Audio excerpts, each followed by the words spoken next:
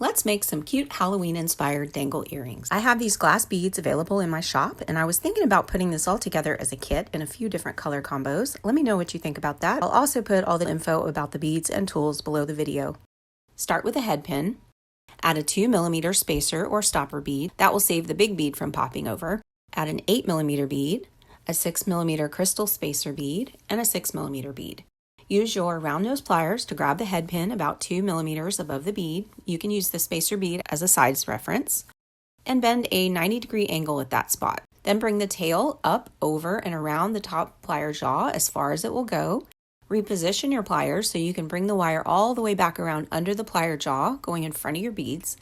And your goal is to position that tail so it forms another right angle like this. That's how you get nice round loops and neat wraps. Now use some chain nose pliers to hold that loop, and again, not only should the wire be at a 90-degree angle, but also the way your beads stick out from the pliers should be close to a right angle as well for best results. Then you can just twist that tail around a few times, trim off the extra, tuck the end down, and now we can add the ear wire. I use my bent chain nose pliers to twist the loop to the side, slide on the dangle, and then twist the loop closed. And that's it. If you like this project, you might want to check out some of my other videos and subscribe to my channel for more free tutorials. I'll see you next time.